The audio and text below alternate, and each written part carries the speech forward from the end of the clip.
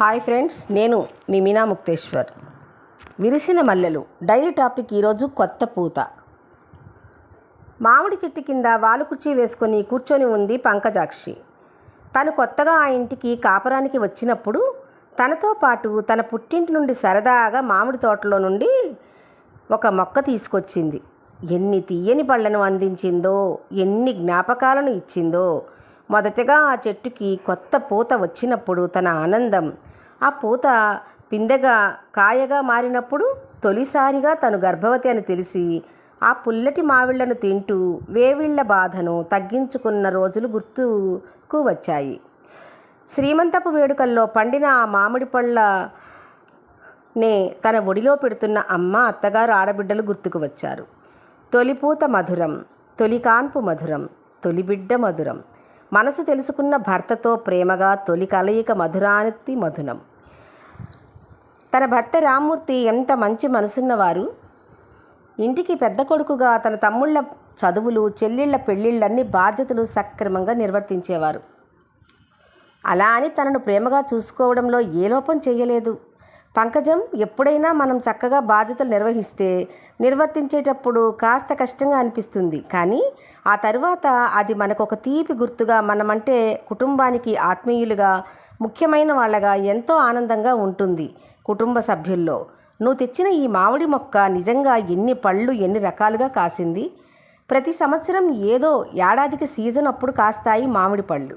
అలా కాకుండా ఎప్పుడు ఏదో ఒక కాయ వస్తూనే ఉంటుంది. ఈ చెట్టు నుండి పైగా 2 రకాలుగా రుచులు ఉంటాయి. పచ్చడికి పనికొస్తాయి, రసాలుగా అనిపిస్తాయి కాసేపు. ఒక్కొక్కసారి ఎంతో రుచికరమైన ప్రకాశం జిల్లా ఉలవపాడు మామిడికాయలలా అంత రుచిగా అనిపిస్తాయి. చక్కటి కాయ ఇది అంటూ నవ్వుతూ ఉన్న భర్త వైపు చూసి, అది అలా అంటుకట్టిన మొక్కండి, అందుకే అన్ని రుచులు ఉంటాయి దానిలో అని చెప్పిన భార్య వైపు చూసి నవ్వేశాడు. ఆడపడుచుల పెళ్ళిళ్ళకప్పుడు తన తల్లిదండ్రులను అడిగి తను దాచుకున్న డబ్బు అన్నట్టుగా వారి కట్నాలన్నీ సర్ది ఇబ్బందులు లేని పెళ్ళిళ్ళు జరిపించింది.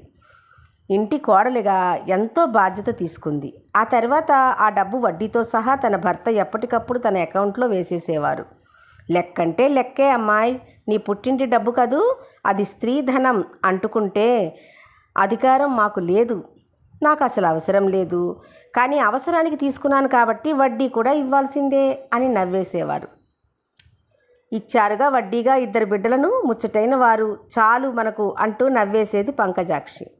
కాలం కలల వర్షంగా, కల్పన కాకుండా ఆ కలలు ఆనందంగా, నిజంగా అన్ని కళ్ళ ముందు రూపుదాల్చి ఆనందంగా నిలిపింది తన సంసారాన్ని. షష్ఠి పూర్తి కూడా జరుపుకున్నది. ఈ ఇంట్లో ఒక వయసులో భర్తతో, పిల్లలతో, కుటుంబ సభ్యులతో, కొడుకు, కోడలు, కూతురు, అల్లుడు, మనవళ్ళు, మనవరాళ్ళు, ముని మనవళ్ళు, ముని మనవరాళ్లను కూడా చూసింది. కాలక్రమేణా పెద్దలు దూరమయ్యారు. కానీ సంవత్సరం క్రితం తన భర్త దూరమైనప్పుడు మాత్రం తన బిడ్డలు వారి దగ్గరకు వచ్చేయమని ఎంత బతిమాలినా తను వాళ్ళతో వెళ్ళలేకపోయింది. ఎందుకంటే కాపురానికి వచ్చినప్పటి నుంచి భర్తతో తొలి పరిచయం ఎంత గొప్పదో, అలాగే ఆ మామిడి చెట్టుతో కూడా అనుబంధం అలాంటిదే తనకు. ఆ మామిడి పండ్లకు ఏ కాలానికి, ఏ అవసరానికి ఏ పండ్లు ఎలా కాసేవో అలా అవసరాలకు అన్నీ కూడా ఆ ఇంటి పెద్ద కోడలిగా బాధ్యతలు సక్రమంగా నిర్వర్తించింది తను. అందుకే ఇప్పుడు తోడికోడళ్ళు, మరుదులు అందరూ కాస్త దూరాలలోనే ఉంటూ తరచూ వస్తూ ఉంటారు. ఆడబిడ్డల కుటుంబాలు కూడా వచ్చి చూసి మంచి చెడ్డ చెబుతూ కావలసిన విషయాలు చూసి వెళుతూ ఉంటారు. ఇక పెద్ద మరిది కూతురైతే ఉన్న ఊరిలోనే ఉండి తనకు వంట చేసుకునే పని లేకుండా పంపిస్తూ ఉంటుంది. ఏదో ఒక కూర చాలు, అన్నం నేనే కుక్కర్లో వండుకుంటానంటే సరే అన్నం వండుకో అని బతిమాలితే ఒప్పుకునేది. సాయంత్రానికి పుల్కాలు మాత్రం నేనే పంపిస్తాను పెద్దమ్మ అంటుంది. అదంతా కూడా ఒకప్పుడు తను, తన భర్త ఆ అమ్మాయికి పెళ్లి చేసిన సహాయానికి, వారికి కట్నంగా ఇచ్చిన మామిడి తోట, ఇలా ఎన్నో తీయటి గుర్తులు ఉన్నాయి. తన పుట్టింటి నుండి తెచ్చుకున్న ఆస్తులు, ఆ తోటలు పెరిగి పెరిగి ఎన్నో లాభాలు వచ్చి మరిన్ని ఎకరాలు కొనడం జరిగింది.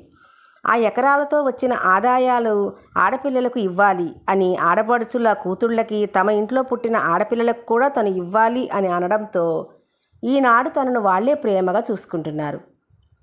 కానీ తన పిల్లలకు ఇతర దేశాల్లో ఉద్యోగాలు రావడంతో దేశాన్ని వదిలి వెళ్ళారు. తను మాత్రం దేశాన్ని వదిలి వెళ్ళలేదు, ఆ ఇంటిని అసలే వదలలేదు. ఆ రోజు చిన్న మరిది కూతురు, అల్లుడు వచ్చారు. పెద్దమ్మ, నేను తల్లిని కాబోతున్నానంటూ సిగ్గుపడుతూ చెప్పి కాళ్లకు నమస్కరించుకుంది. మా బంగారు తల్లి అంటూ తనకిచ్చిన మామిడి తోటలో వచ్చే లాభాలన్నీ కూడా ఆ తోటవి ఆడపిల్లలకని దాస్తుంది కదా, వాటితో బంగారం కొని ముందే లోపల పెడుతూ ఉంటుంది పంకజాక్షి. అలా అందరితో పాటు శుభవార్త చెప్పినప్పుడు ఆఖరి అమ్మాయి చిన్న మరిది కూతురు ఆ అమ్మాయికి చేయించిన దండను మెడలో వేసింది. సుఖంగా ఉండమ్మా, ఆ చెట్టుకి కాయలు ఉన్నాయి పెద్దమ్మ, మామిడికాయలు అంటూ ఉంటే కోసుకో తల్లి, మీ ఆహినను కోసిమ్మను, ముచ్చటగా ఉంటుంది మరి అది అని నవ్వుతూ ఉంది. తననెప్పుడూ కూడా సౌభాగ్యవతిని కాదు అని ఎవ్వరూ చూడరు ఇంట్లో వాళ్ళు. అసలు ఆ ఇంటి సౌభాగ్యాలన్నిటిలో కూడా పంకజాక్షి దంపతుల హస్తముంది కాబట్టి ఆ విలువలు కూడా ఎప్పుడూ పోగొట్టుకోలేదు. ఎప్పుడూ అవి కొత్త పూత వచ్చినట్లు ఆ ఆనందాలు అలా సాగుతూనే ఉన్నాయి. తన భర్తతో జరిపిన జీవితం ఆనందమయం. తాము అందరితో కలిసి జీవించిన స్వార్థం లేని జీవితం ఆనందమయం. అందుకే ఏ బాధ లేకుండా హాయిగా మనశ్శాంతిగా ఉన్నన్నాళ్ళు భగవంతుడి సేవలో ఉండిపోవాలి అని అక్కడే ఉండి భగవంతుని ప్రార్థిస్తూ భర్తను తలుచుకుంటూ ప్రతిరోజు ఆనందంగా కొత్తగా జరుగుతున్న విషయాలను అనుభవంగా రాస్తూ అలాగే ఉండిపోయింది. కొత్త పూత అని తన డైరీకి పేరు పెట్టుకుంది. ఇప్పుడు కాదు, కాపురానికి వచ్చినప్పటి నుంచి ఆ డైరీలో ప్రతి విషయం రాస్తూనే ఉంది. ముఖ్యమైనవి మాత్రమే ఉంటాయి. అవన్నీ తరచి తరచి చూసుకుని నవ్వుకుంటూ సిగ్గుపడుతూ ఆనందపడుతూ సంతోషపడుతూ గర్వపడుతూ మమకారమైన కన్నీళ్లతో ఆ డైరీని చూస్తుంది. జ్ఞాపకాలంటే అలా ఉండాలి. ఎప్పటికప్పుడు తొలిపూతలాగా కొత్త పిందెలుగా ఆనందాల కాయలుగా సంతోషపు పువ్వుల్లాగా ఆ గుర్తులు చెరగనివి. కథ సమాప్తం. మీ మీనా ముక్తేశ్వర్.